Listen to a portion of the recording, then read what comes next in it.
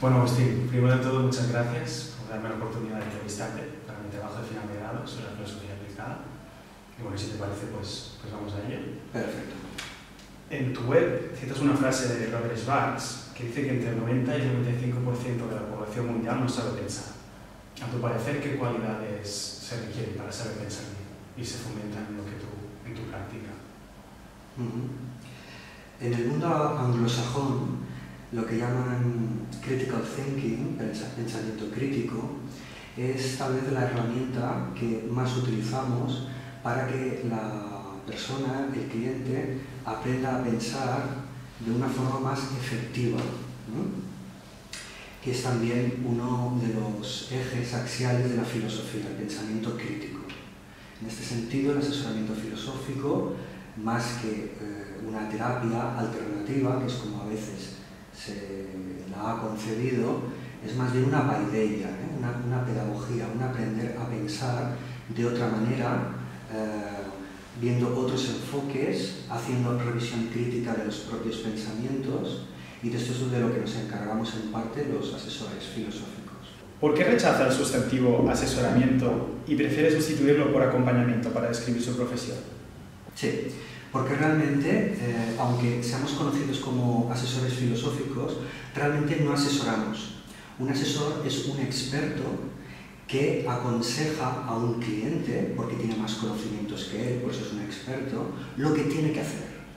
Así no funcionamos en el asesoramiento filosófico.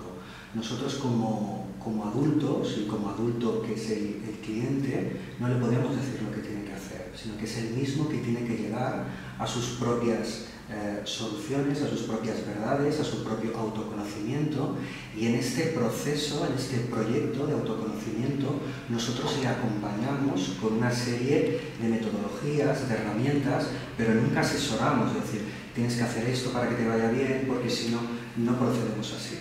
Por eso no somos propiamente asesores, sino acompañantes filosóficos. ¿Cuáles son las diferentes metodologías a partir de las cuales está creciendo el asesoramiento filosófico en la actualidad? ¿Cuáles son sus características básicas? Metodologías que yo conozca hay muy pocas, ¿de acuerdo? Porque, como ya sabes, desde la época de la antigua Roma, del periodo clásico, hasta el siglo XX, con Achenbach, que en 1980 inaugura el primer consultorio de asesoramiento filosófico, hay como un paréntesis donde la filosofía básicamente es teorética.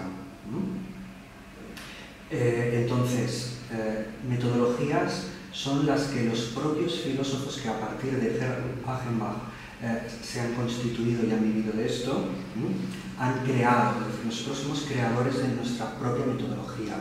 Yo me he formado básicamente en la escuela de Mónica Caballé, la escuela de filosofía sapiencial, y su método me parece muy bueno. Yo me baso en este método, también en el socrático, que es un poco el común a todos los asesores filosóficos, el método socrático, para hacer parir, como decía Sócrates, no dar a luz las ideas y las verdades que hay dentro nuestro, es la mayéutica. Pero también hay otros enfoques muy interesantes, por ejemplo el de Oscar Brenfier, que es francés pero que viene mucho a España a impartir cursos y talleres, que él trabaja más todo lo que es el lenguaje conceptual, la argumentación, las falacias del pensamiento, que son básicas para la pregunta que me hacías tú previamente: ¿cómo podemos pensar mejor? Pues viendo nuestros errores lógicos a la hora de pensar. A veces decimos, pues si esto, entonces pasa lo otro. Si estudio mucho, aprobaré. Pues no, hay más factores implicados, ¿no? No es suficiente estudiar mucho para sacarse unas oposiciones o una carrera, hay más factores implicados. Y como esto en todo, pensamos que somos muy lógicos, la mayoría de personas, pero realmente a la hora de la verdad vemos que estas lógicas son inconsistentes. Entonces, el filósofo asesor, como experto en la materia, ayuda al consultante a ver estos fallos y pensar en otra dirección más efectiva, más auténtica y más suya del asesorado.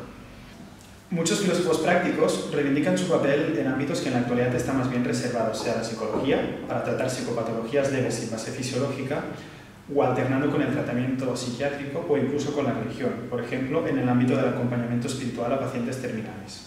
¿Podría intentar resumir la tarea de la filosofía diferenciándola de la psicología y de la tarea religiosa? Yo personalmente no conozco ningún caso de ningún psicólogo ni como colectivo de psicólogos que se hayan quejado de nuestra labor por muchos motivos. Primero, porque no coincidimos ni en medios ni en fines, no hacemos lo mismo. Y segundo, porque somos muy pocos los asesores filosóficos. Psicólogos hay cientos y cientos de psicólogos en una gran ciudad como puede ser Barcelona o Madrid. Pero asesores filosóficos solo en España, que seamos realmente profesionales y nos dediquemos a esto desde hace años, máximo pueden haber 10. Es decir, es que no somos competencia de nadie. Pero es que además hacemos cosas totalmente distintas. La psicología es una ciencia más cercana a la medicina y a la psiquiatría, y entonces su fin es equilibrar al paciente cuando está desestabilizado. Esta no es nuestra labor. Nuestra labor tiene que ver más con la paideia, con la pedagogía de enseñar a la gente a pensar, por ejemplo, a encontrarse a sí misma, a saber lo que quiere en la vida, y esto realmente no es tarea de la psicología. También utilizamos herramientas totalmente distintas. Entonces yo no veo aquí competencia ninguna. En el caso de la religión, yo personalmente no he tratado ningún caso de este tipo, pero a nivel conceptual te podría decir que la religión, en este caso el cristianismo que podemos tener aquí en nuestro país, tiene una intención de que la otra persona pues esté dentro de una religión, esté dentro de un marco teórico, de una doctrina. Esto en filosofía pues no sucede. Nosotros no tratamos de convencer a nadie, sino de guiarle para que él encuentre realmente lo que busca, pero sin intentar reconducirlo a ninguna parte. Más bien un cristal, un elemento muy transparente de ayuda, pero no intentamos decir que nuestra ideología es mejor que otra, como si sucede con las religiones, que cada una cree que es la verdadera, por ejemplo. Esto en el asesoramiento filosófico no existe. Tampoco damos nuestras opiniones personales al consultante, es decir, no tiene nada que ver. Entonces, vuelvo a comentar, ¿no?, que no veo una rivalidad, una competencia ni entre psicólogos ni entre religiosos con los filósofos prácticos. Las consultas de filosofía aplicada es un fenómeno bastante reciente. ¿Ha visto un progreso en los últimos años en la práctica de esta disciplina? ¿Es optimista de cara al futuro? Yo creo que sí, que esto va increciendo, cada vez se realizan más formaciones, tanto de distintos asesores formadores como de los propios formadores que ya existen, que están haciendo más cursos, están formando a más generaciones. Entonces sí que va a haber un auge, creo que también la sociedad lo demanda, yo lo veo en mi caso, que buscan una alternativa a lo que son las terapias o a los consejos espirituales del sacerdote, etcétera, etcétera, ¿no? Y hay gente cada vez que es más agnóstica y más atea, como decías tú antes, entonces buscan algo más racional, entonces esto va a tener un auge, ciertamente. ¿Considera que es suficiente ser licenciado en filosofía para poder ejercer en el acompañamiento filosófico? ¿O ya empiezan a haber másteres y escuelas de formación enfocadas exclusivamente al ámbito de la filosofía práctica? Indispensable, no sé si es indispensable ser licenciado o graduado en filosofía para empezar. Tal vez un buen psicólogo, un buen humanista, con una formación privada específica en asesoramiento filosófico, pueda llegar a ser un buen filósofo asesor, porque no pensemos que la mayoría de filósofos de la historia no estudiaron filosofía, no había ni siquiera universidades en la antigüedad, ¿no? Por lo tanto, tenemos que ser un poco más flexibles con esto de los títulos, porque se puede ser experto en una materia sin ser graduado en esa materia, ¿no? Lo que yo sí que diría, grosso modo, es que sí, es mejor ser licenciado y graduado como mínimo en filosofía y además formarte específicamente en praxis filosófica, en asesoramiento filosófico, porque eso no se estudia en la universidad. Lo que se estudia en la universidad es una historia de la filosofía, básicamente, y sí, hay una lógica, hay asignaturas de lógica y otro tipo de asignaturas que pueden ser más de ejercitar el pensamiento, pero básicamente es historia de la filosofía para que tú sepas lo que ha habido antes de ti, ¿no? Lo que se ha dicho, lo que hay, te abra la mente, etc. Pero se necesita una formación exclusivamente basada en el asesoramiento filosófico para luego poder ejercer esta profesión. Más allá de ser recomendable, ¿cree que hay que promocionar estrictamente algún tipo de formación concreta paralela a la licenciatura o el doctorado de filosofía para poder ejercer con éxito la filosofía aplicada? Sí. En cualquier formación es muy interesante tener otros estudios, otras formaciones paralelas. Y esto ya no solo en nuestro ámbito de la filosofía, sino que esto ya viene de las universidades más prestigiosas del mundo, cuando empezó Harvard a introducir asignaturas que fueran totalmente distintas a la carrera que habías elegido. Es decir, si una persona estudiaba económicas en Harvard, pues tenía que realizar una serie de créditos en asignaturas que no tuvieran nada que ver ni con económicas, ni con matemáticas, ni nada de todo esto, ¿no? Para que la plasticidad de la mente, del cerebro, realmente se pusiera a funcionar para hacer personas realmente que pensaran por sí mismas. Esto ya viene de ahí, ya hace bastantes décadas. Entonces, en el tema que nos ocupa, a mí me parece fundamental realizar, formarse en disciplinas que tengan que ver con la filosofía práctica para tener más background, para tener más herramientas de trabajo. Pensemos que, al menos hablo por experiencia propia, que todas las formaciones en asesoramiento filosófico para mí me parecen insuficientes. Por eso he realizado varias y sigo reciclándome y sigo aprendiendo. Son insuficientes porque la psicología nos lleva muchas décadas por delante, al menos en técnicas.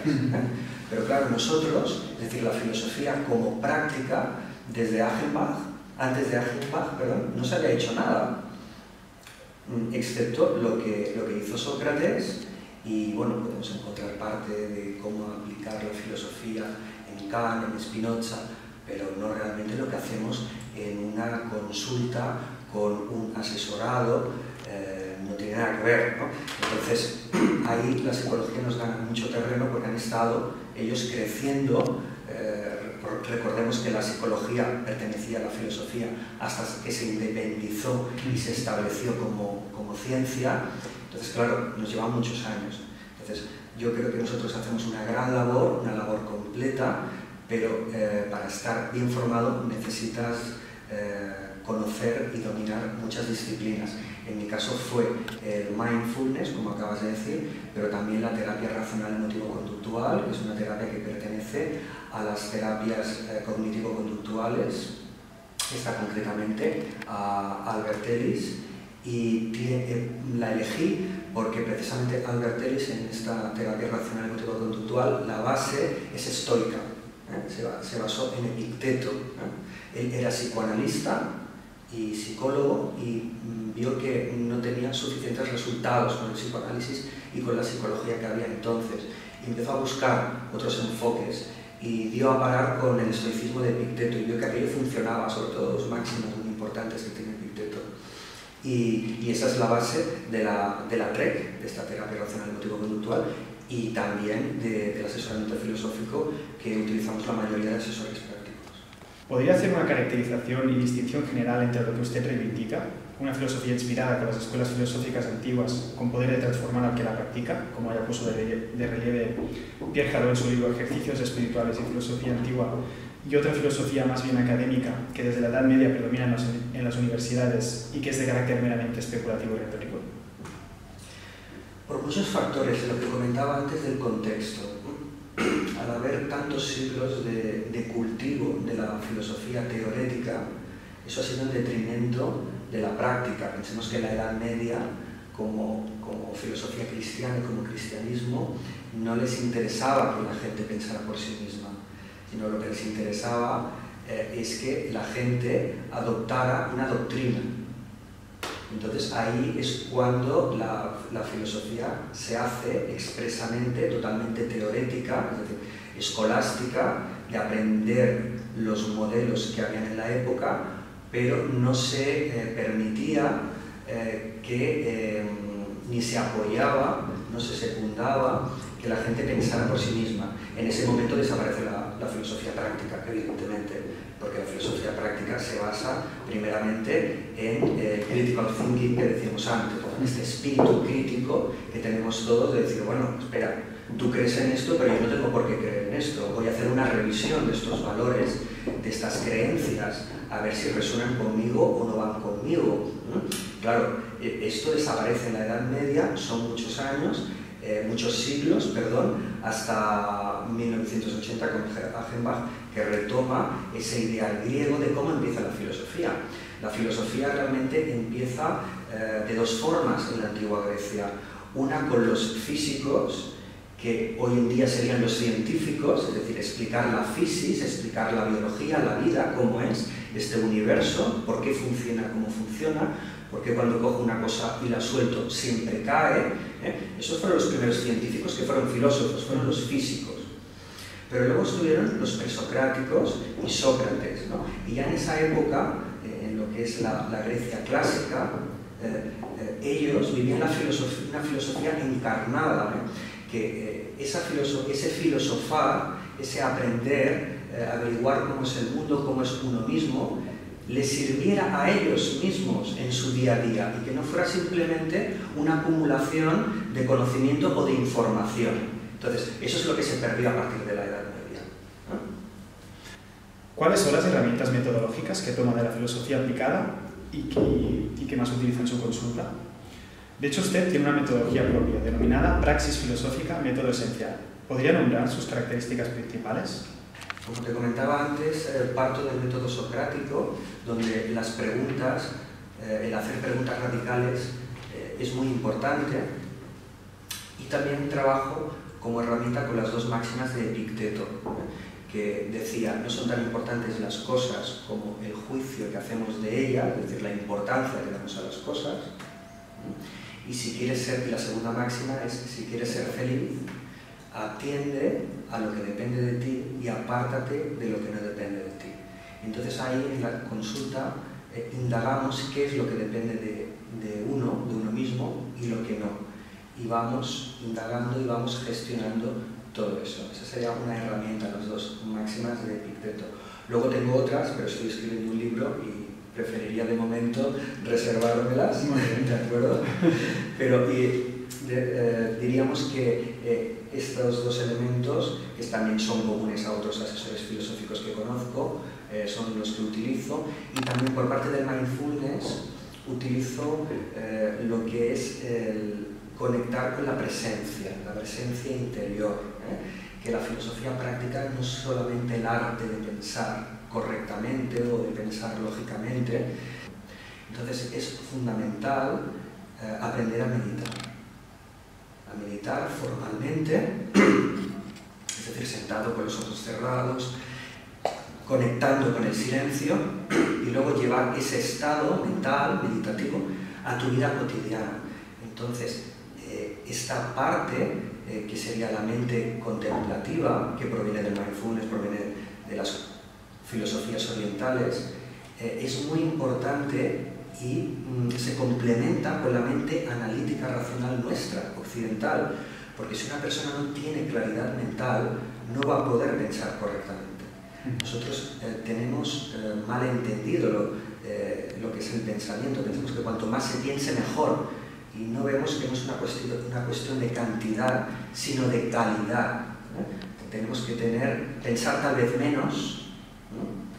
Y mejor. Pensamientos de mayor calidad, espacios de silencio para que pueda fluir lo que entendemos por verdad, o bien una verdad personal, una verdad más objetiva, más general. Pero cuando la mente no para de pensar y pensar y pensar y pensar, eso no puede dar lugar a un pensamiento claro, efectivo y como sabemos, tanto desde la psicología como desde la filosofía práctica, las emociones son generadas por pensamientos. Cuando los pensamientos son constantes, muy rápidos, no podemos parar de pensar y además son negativos, generamos emociones negativas.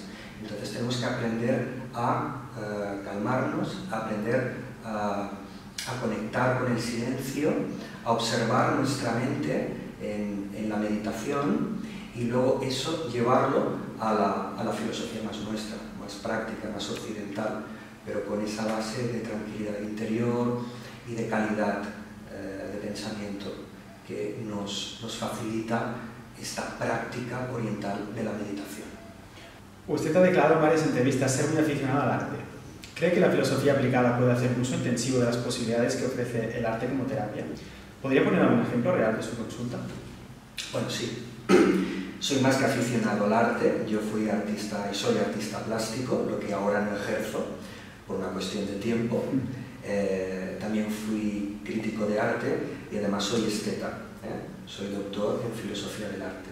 Entonces, tengo una visión como bastante completa de lo que es el arte.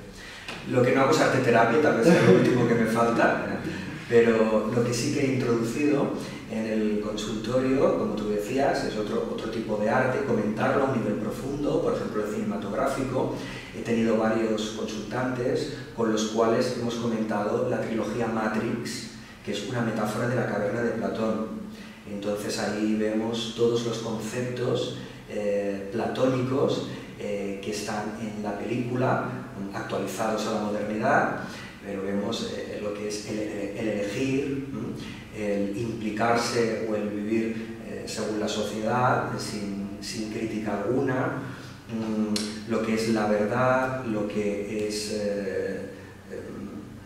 la mentira o otras verdades que te venden a ti, por ejemplo, el valor, en fin, muchos conceptos que salen en esa película.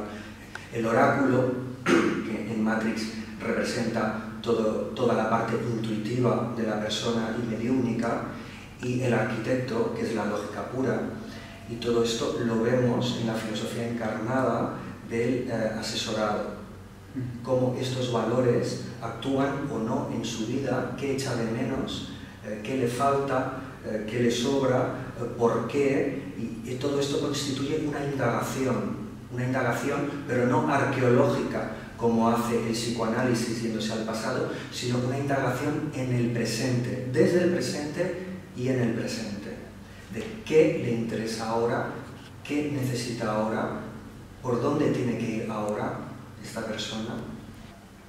Parece que en la actualidad de Occidente se caiga a veces en el abuso de una adopción acrítica de prácticas de otras culturas que se pretenden únicas y exóticas y que a menudo están descontextualizadas de su marco axiológico. ¿Qué opina? Bien, yo creo que en Occidente también tenemos lo que en Oriente han explotado más, se han dedicado a indagar más, como por ejemplo la meditación, que realmente se debería de llamar contemplación, porque meditar sobre algo es reflexionar sobre algo, es nuestro concepto. El concepto occidental de meditar es reflexionar. En Oriente no, pero es que no debería llamarse meditar, sino contemplar, la contemplación. Y la contemplación ha existido y existe en Occidente, con los místicos y demás. Entonces, lo que pasa es que nosotros hemos cultivado más el aspecto racional, el lógico, y por eso tenemos la ciencia que tenemos, y los orientales han cultivado más toda la psicología introspectiva, todo lo que es la calma, toda la parte religiosa va enfocada en ese aspecto. Pensemos que la religión no se puede separar, la teología no se puede separar de la filosofía en India, en Oriente. Nosotros sí que la hemos separado completamente, pero ellos no se concibe un hinduismo, una filosofía hindú sin los aspectos religiosos que conlleva. Entonces, tu pregunta de fondo es por qué aquí ha cuajado tanto estas técnicas orientales como el yoga, el tai chi, el mindfulness. Pues tal vez porque necesitamos esa paz interior, necesitamos conectar con nosotros mismos, y esto no nos lo ha dado la religión. La religión ha querido inculcarnos una doctrina Y ahora que hay libertad, hay muchísima gente que no quiere eso. Entonces busca algo y aquí ese algo hay un vacío, no tenemos esas disciplinas. Y como estamos en un mundo interconectado, intercultural, nos ha llegado pues, lo que comentábamos antes, el yoga desnaturalizado evidentemente, porque el yoga que se hace aquí no es el que se practica en India. Vuelvo a repetir, el yoga quiere decir unión con la divinidad. Con el mindfulness pasa exactamente lo mismo.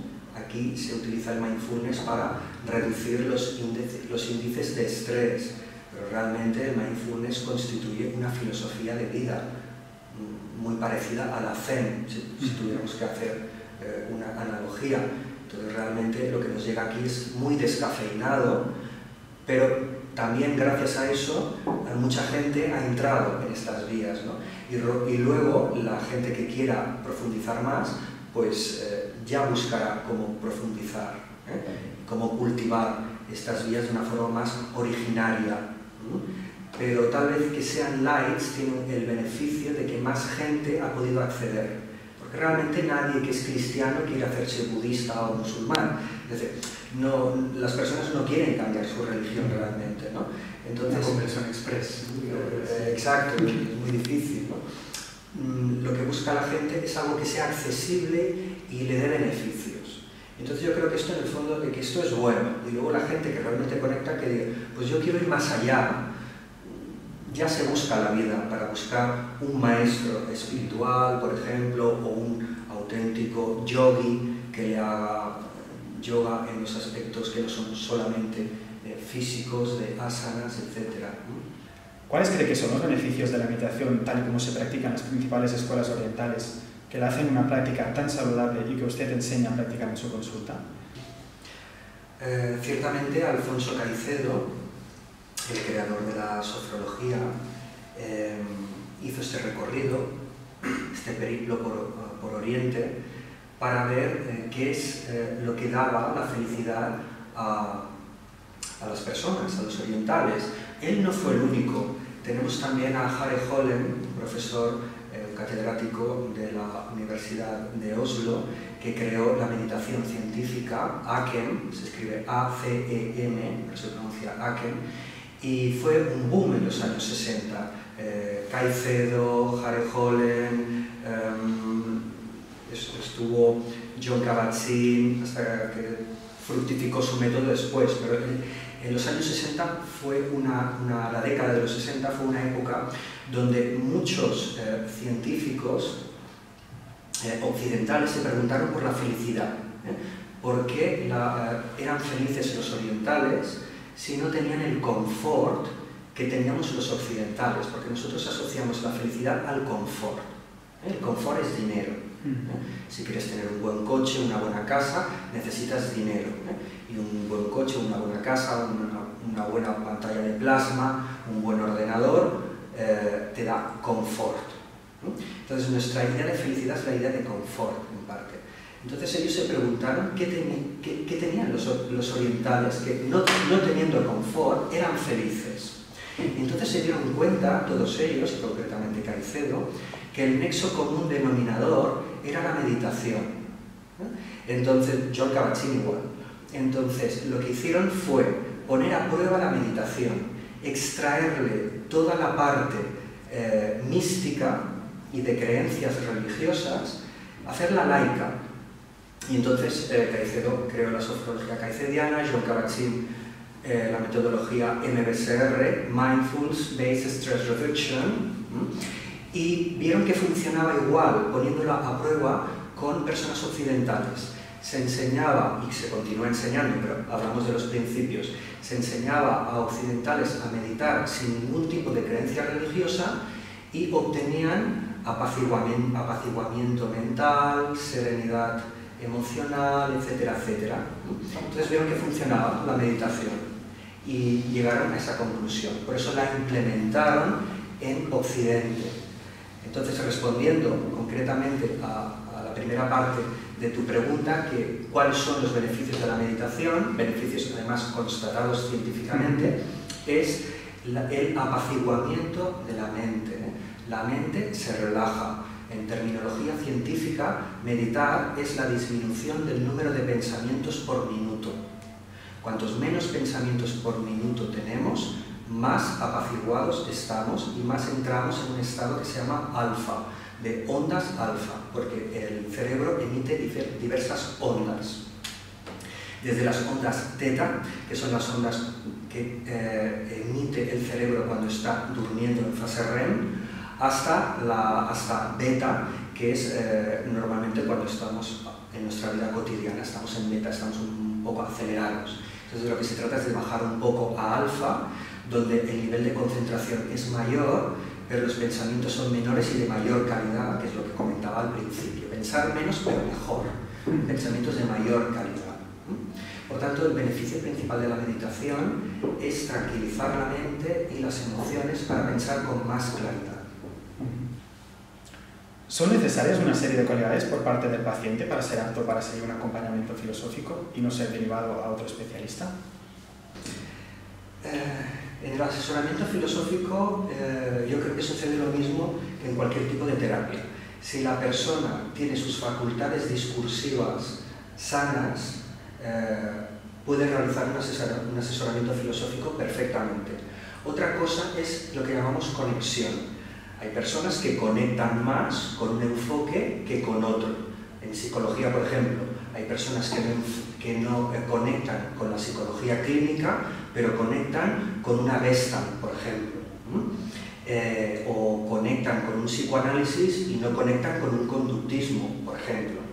Y no es que una escuela de psicología sea mejor que otra, sino que aquel individuo, aquel paciente, conecta por su forma de ser mejor con una terapia que con otra, y con la que conecta mejor es con la que mejor resultados va a obtener. En el asesoramiento filosófico pasa lo mismo.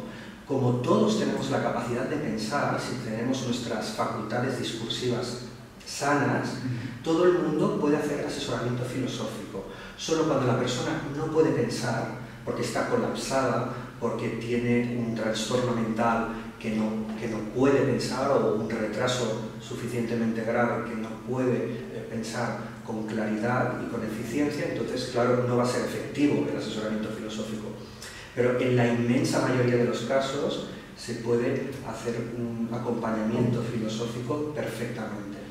Y incluso en los casos estos que comentas más graves, en que se trata de un trastorno mental de bases biológicas, pongamos por caso, a pesar de que esta persona en paralelo esté yendo a un psiquiatra y por lo tanto tomando que le recete una serie de fármacos, etc., en paralelo no puede seguir siendo interesante hacer un acompañamiento filosófico. No sé si te has encontrado con algún caso tan extremo, pero...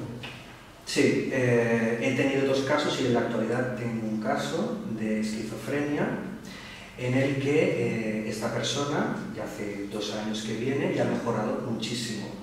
También, por supuesto, está medicado y lleva un seguimiento tanto psiquiátricamente como por su psicóloga. Es decir, no se trata de sustituir un asesoramiento ni por la psicología ni por la psiquiatría, sino de complementar. Y lo que hemos visto con el asesoramiento desde que viene aquí es que sus índices de ansiedad han bajado enormemente. Cuando él hacía ya años que iba a una psicóloga y lo llevaban psiquiatras y no evolucionaba en ese sentido. Es decir, él estaba ansioso desde hacía más de año y medio, no mejoraba. Y viniendo a mi consulta ha mejorado en la ansiedad, es una persona muy racional, es decir, le gusta mucho pensar, por tanto conecta mucho con el asesoramiento filosófico y le ha ayudado a muchos niveles. Por tanto, el asesoramiento filosófico puede ser, en mi caso ha sido, con esta persona, con este asesorado, un caso de éxito, como complemento, nunca como sustitución de nada, ¿no? Porque creo que todas las disciplinas de ayuda, ¿no?, que existen tienen su labor y no son sustituibles por otras, Ni el psiquiatra sustituye la labor del psicólogo, ni nosotros tampoco la del psicólogo, etcétera, etcétera. Cada uno hace su función, el ser humano es muy complejo y entonces cuanta más ayuda necesite y desde distintas perspectivas, mucho mejor, porque será una terapia más completa, aunque nosotros no hagamos una terapia, ¿de acuerdo? Pero sí un acompañamiento en la ayuda global, integral de esa persona que la va a ayudar. Usted ha declarado en algunas entrevistas haber ejercido acompañamiento filosófico para emprendedores, reconociéndose a usted mismo como emprendedor y empresario de una consulta filosófica que es desde una cierta perspectiva un negocio. Ahora bien, desde los antiguos hay muchas líneas de pensamiento críticas con un acompañamiento filosófico o sapiencial remunerado, reivindicando más bien la necesidad de que la filosofía retorne a la plaza pública y ahí se mantenga para poder seguir ejerciendo siempre su papel de crítica, incluso al sistema económico imperante, que por otra parte, debido a su competitividad e individualidad, es causa de muchos de los trastornos de nuestros días, como la ansiedad, por ejemplo, problema que paradójicamente quizá ha tenido que tratar en algún momento a su consulta. ¿Qué opina al respecto? Hoy en día el asesoramiento filosófico es una profesión, es un trabajo y por tanto todo trabajo tiene que ser remunerado, porque si no además sería ilegal. No estoy de acuerdo en que siempre haya habido una vertiente crítica con que los filósofos no podemos cobrar. Yo esto no lo he oído nunca. Esto lo han dicho algunas voces, algunas personas contemporáneas, pero nada más. Pensemos que en la antigüedad solo Sócrates hacía una especie de asesoramiento filosófico o de primera psicología. Podemos decir que la primera psicología es la que relata Platón como una terapia hablada a través de Sócrates con la mayéutica, pero ya los sofistas que eran de la misma época ya cobraban, es decir, que eso no es verdad. Pero como decía al principio de la entrevista, tenemos que ser muy cuidadosos y tocar de pies al suelo, es decir, no podemos perder de vista el contexto. En el contexto contemporáneo, un trabajo se remunera. Piensa que nosotros nos hemos gastado mucho dinero en formarnos. Claro, la carrera, másters, doctorados, posgrados, luego privados, formaciones privadas concretamente de asesoramiento filosófico, otras terapias alternativas, mindfulness en mi caso, terapia racional cognitiva conductual. Pues claro, ¿cómo luego yo ejerciendo todo esto no voy a cobrar si yo lo he pagado? ¿No? Sería como decirle a un mecánico, ¿no? Pues de acuerdo, ahora tú vas a arreglar coches gratuitamente, pues porque hay voces que dicen que los mecánicos no podéis cobrar, por ejemplo, sería absurdo, ¿eh? Es decir, siempre tenemos que contextualizar. Pensemos que todos los filósofos contemporáneos, en cualquiera de sus vertientes, cobran. Un profesor de filosofía de instituto cobra, un profesor de universidad de filosofía cobra, un filósofo que edita, publica sus pensamientos, cobra sus royalties por libros. ¿Por qué no vamos a cobrar los asesores filosóficos? Es que la pregunta es al revés. ¿Por qué no deberíamos de cobrar? ¿No? Por tanto, no estoy nada de acuerdo con esas personas que dicen que todo tiene que ser gratuito. No hay nada gratuito en esta sociedad y además pienso que es correcto, que debe ser así, que el trabajo se tiene que poner en valor, porque ha costado mucho, cuesta mucho ser un gran profesional de cualquier materia, de cualquier disciplina, y por tanto hay que poner en valor el trabajo. No puede haber nada gratuito. Lo que es gratuito, se ha demostrado en psicología, no se valora. Se valora el esfuerzo que hay detrás, todos los años de esfuerzo, de ilusión, de dinero, de tiempo. Llevo 28 años desde que empecé la carrera hasta el día de hoy. Es imposible no cobrar, es absurdo, es ilógico, no tiene sentido. Viendo el vertiginoso progreso que se está haciendo en los campos de la neurociencia y la genética, ¿peligra el papel de la filosofía en los ámbitos que le quedaban fuera de las ciencias puras? Bien, respecto a los fármacos, pienso que solo en casos agudos, en cuadros agudos donde el paciente está desestabilizado, es idóneo recetar estos fármacos, pero realmente, y por supuesto, con una psicoterapia como complemento, es decir, una terapia hablada como complemento a esta medicalización del paciente.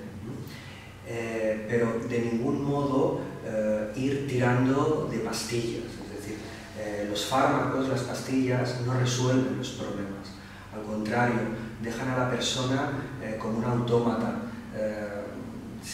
con las emociones aplanadas, sin sentir, como zombies. He visto, a mí me han venido asesorados, rebotados de psicólogos que han entrado por la puerta como zombies, ¿no?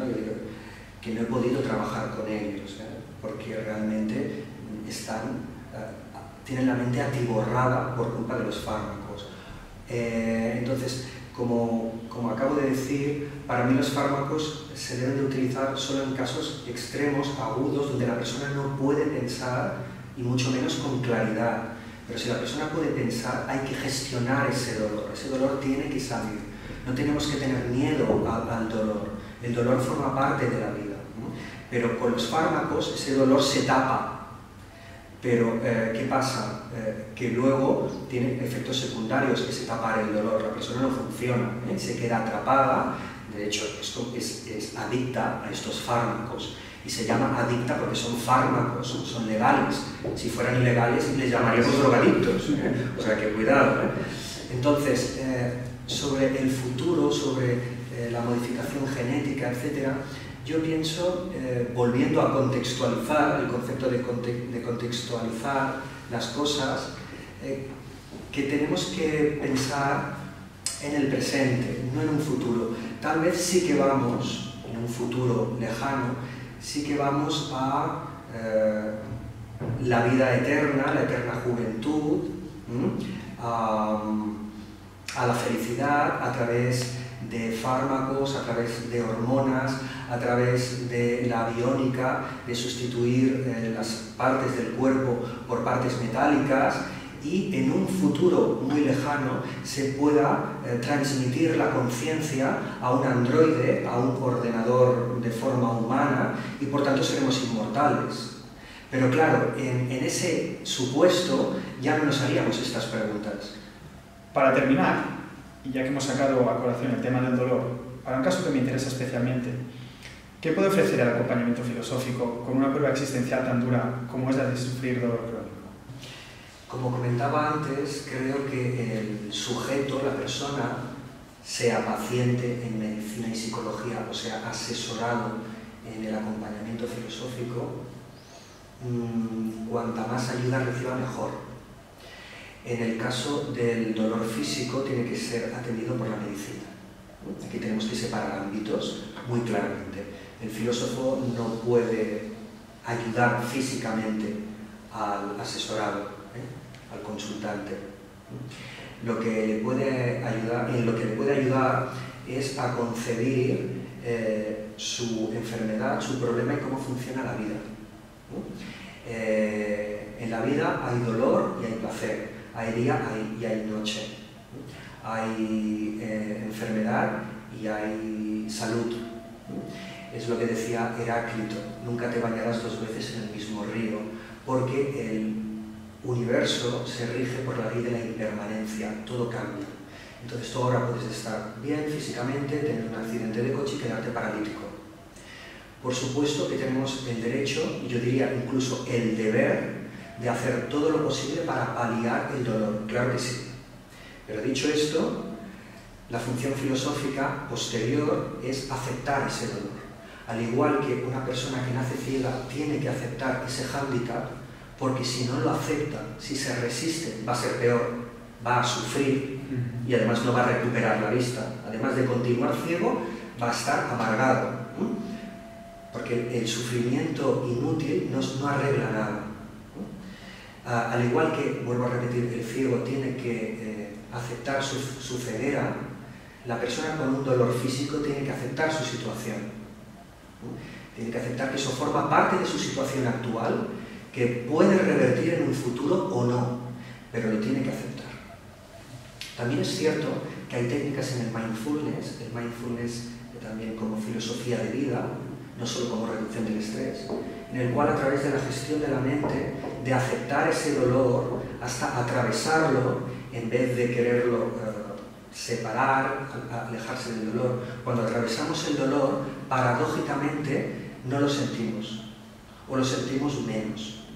Eso sería una de las técnicas del mindfulness, ¿no?